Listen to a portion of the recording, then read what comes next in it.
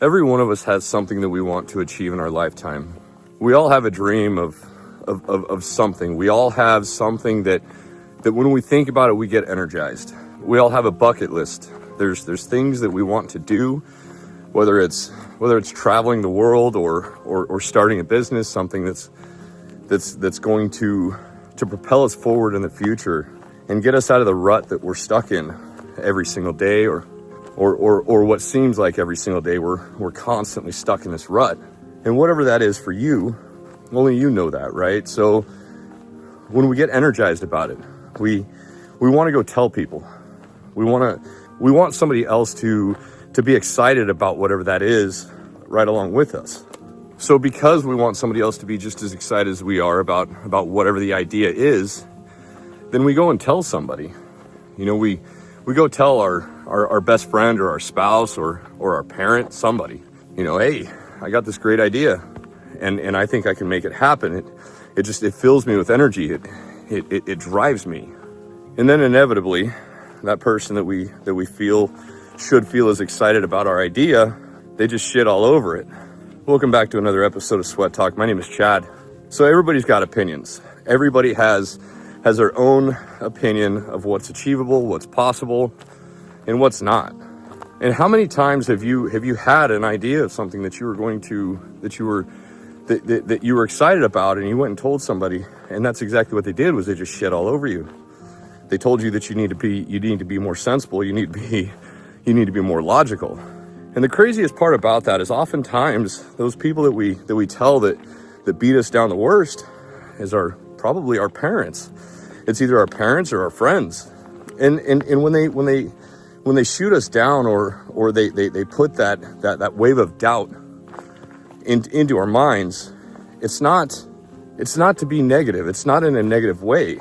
It's not that they're doing it to be facetious or with malice intent. It's because they don't want to see us hurt. They don't want to see us fail. You know, my parents, as good of parents as they were, I used to get that all the time. I would come up with an idea and I would tell my mom or my stepfather what it was that I was doing.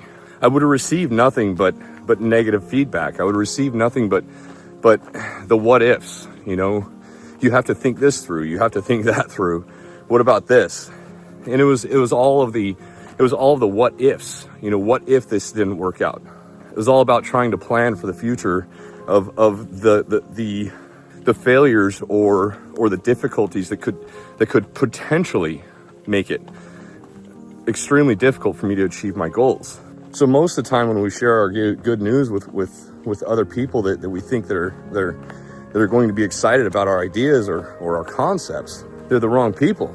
They're not people that are where we want to be. They're not people who have achieved what it is that we want to achieve. So they don't have any idea what it actually takes. So then when they shoot us down, then we just lay down and take it, and then we take it as gospel, especially if it's from some authority figure like our parents, maybe our boss. Even though they have no idea what they're talking about, we have no idea what we're talking about. We try to achieve some sort of perfection before we start, and before we start making any moves in the direction that we want to go to achieve the end goal that we want to achieve. They're the wrong people. You know, when I started making these videos, there was extremely few people that I told. You know, obviously my wife knew, a couple of my brothers knew, my two nephews in Phoenix. In fact, I'll be in Phoenix this weekend. One of my nephews, Austin, he is going to be graduating the fire academy this weekend. Couldn't be more proud of him. And you know, he is my nephew, but I've always seen him more as like a little brother, or maybe even a son, as he's anything but little. He towers over me by like a foot. He's a big dude. I digress. But you know, let's use my nephew Austin for an example. When he came to me and he told me that he's going to start taking classes and working towards becoming a firefighter, I didn't shoot him down. I didn't tell him that he can't do it, because statistically speaking, you're not going to make it. If you get into a major metropolitan area like the Phoenix area, the odds of becoming a firefighter in any one of those municipalities it's slim, man. It's slim. I don't know what the percentage is, but it can't be more than 5% of all people that actually actually strive to become firefighters make it.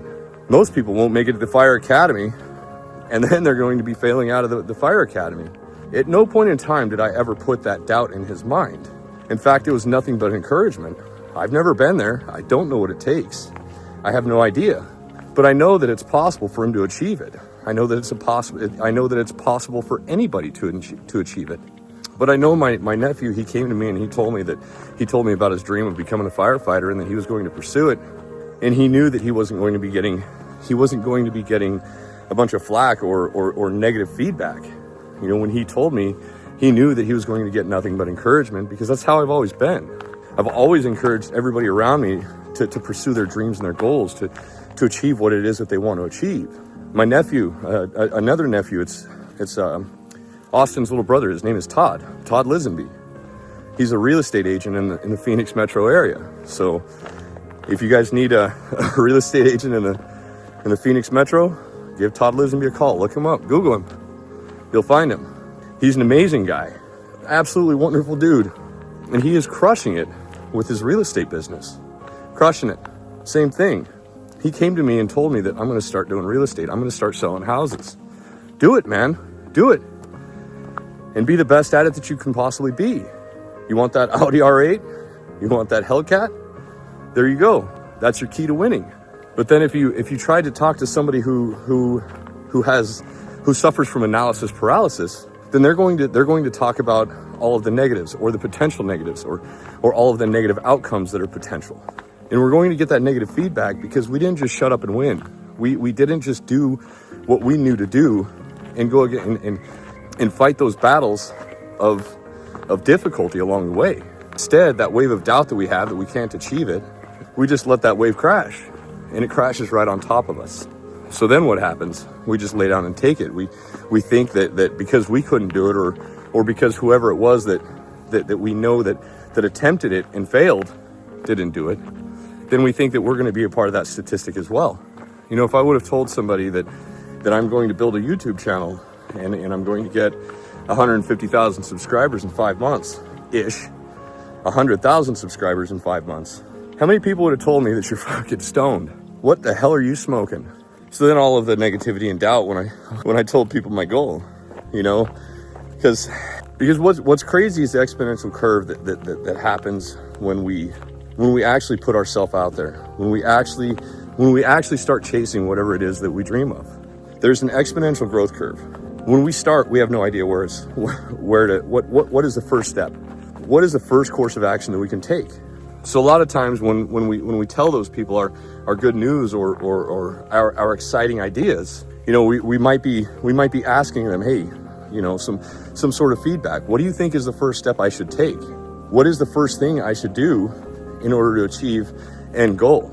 And then that's when they're going to give us the negative feedback of, well, what if this happens? What if that happens? What if? So then it's what if to death, right? We have just killed our dream because we what if to death our dream. What if we just shut up, started winning by putting one foot in front of the other? We just stood up and we started walking. You know, back when you were an infant, that's exactly what you did. And you didn't even know that that's what you were doing. You didn't know how to walk. But at some point in time, you grabbed a hold of the couch. You stood up. You crawled around on your hands and knees. You scooted on your butt. And before you know it, you weren't just walking, you were running. And then you were riding a bike. You used to put yourself in harm's way and not even know it. You know, you weren't born knowing how to swim, but you risked your life to learn how to swim.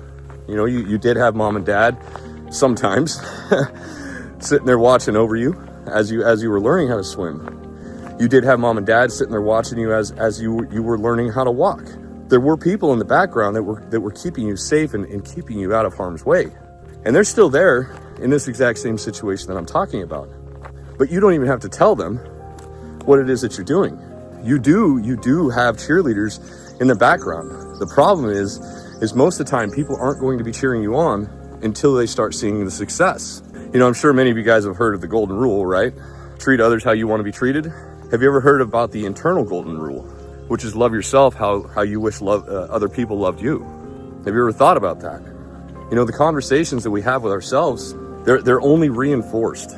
We are extremely negative and we are extremely pessimistic with ourselves and our own doubt. There's another old saying that we underestimate what we can do in a lifetime, but we overestimate what we can get done in a year or in a week. And I believe that that's because we don't have the quality internal dialogue that we do. We don't love ourselves the way that we should. I mean, hell, a lot of us, we've just been beaten down so bad our entire lives that there's never been any winning. And because of that, then no matter what, even though we have those dreams, we've been defeated since birth. So what do? Nothing. We sit back and we observe everybody else around us achieving their dreams and achieving their goals because they had a better upbringing. We lay down and we be the victim. We say that it's our gender. We say that it's our race. We say that it's our religion or whatever excuse that we have. We let those other people's opinions impact and dictate the outcome of our lives and our dreams. And it's all because we can't shut up and win. We allow people's judgments and opinions to prevent us from moving and prevent us from doing anything. We're not able to put our ego away. None of us want to lose. We don't want to lose. We don't want to fail. But I think it's because of perspective. We see failure as a bad thing. We don't see failure as an opportunity to learn something new. We don't see failure as an opportunity to learn what works and what doesn't. We see failure as a bad thing when in all actuality it's not, as long as you learn from it. Failure, that's a fact of life. That's a part of life that every single one of us needs to learn how to embrace. Times are going to be hard no matter what, but we have to choose our hard. When do you want your hard? Do you want your hard now? Because if you just deal with your hard now, then the future is going to be much more bright. But if you want your hard to be, if you want your easy to be right now, then the future is going to be bleak. You're not going to be able to ever quit your job. You're going to be stuck in that dead-end fucking cubicle nightmare that you have to deal with every single day in that commute that you absolutely dread. Because every one of our dreams that we aspire to achieve, they're going to take sacrifice. They're going to take failure. It is going to happen. It will happen. But what if it didn't? What if we put our foot in front of the one foot in front of the other and we just went after it and it actually worked? It actually succeeded. And we were able to experience that compounding growth, that parabolic growth curve that comes along with it. Think about the trade that you're in right now, the job that you do on a daily basis right now. When you first started there, you didn't have any idea what to do. Somebody said, hey, do this, then do that, then do that. And now it's crazy because it flows. It happens naturally. It's not something that we even have to think about. It is instinctual at this point because we do it every single day, day in, day out. But no matter what it is that we want to do, no matter what our dreams are, in order to realize those dreams, the exact same thing will happen. That parabolic growth curve and the instinctual nature of developing and moving right along with the hard times is going to happen. We are going to learn how to figure that out as we go along. But the concept is we just have to start. We have to get moving. We have to get off our asses. We have to shut up and we have to win. We have to quit telling people what it is that we want to do. And we just have to figure it out for ourselves. So I want you to think about that right now. What is the first step that you can do to give you one footstep, one small step in the direction of your future that you want? What is one small step you can take right now, not tomorrow, but right now, to achieve what it is that you want to achieve in the future? Just one. And use that to grow off of. Use that to move you forward. And as soon as you make that first step, just keep going, man. Just keep going. Because before you know it, you're going to be running. So if you made it this far, do me a favor and go down in the comments section and write those words, shut up and win. That's it. Just those words, shut up and win. Because we don't need the opinions and judgments of others in order for us to achieve whatever it is that we want to achieve.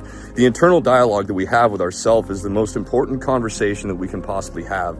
And it is the conversation that we miss out on the most. It is a conversation that we have that's probably even more negative because that's where the waves of doubt live. Only because we allow those waves of doubt to live there.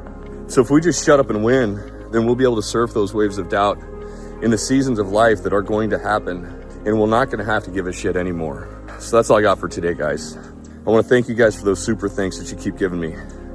It truly means the world to me, and I appreciate each and every one of you guys. I appreciate all of the gratitude, all of the generosity, and all of the support that you guys have been giving me. Because you know what? I wouldn't have received this kind of support from the people that care about me. it wouldn't have ended like this. It wouldn't, I shouldn't say ended, but it wouldn't have turned out the way that it has without you guys. It wouldn't have turned out the way that it has if I didn't just shut up and win. And I believe that everybody can do it. I believe that you can do it. I know that you can do it. So I want to thank you guys for showing up. I hope you guys are showing up for yourselves. And I hope that each and every one of you has a wonderful day. Peace.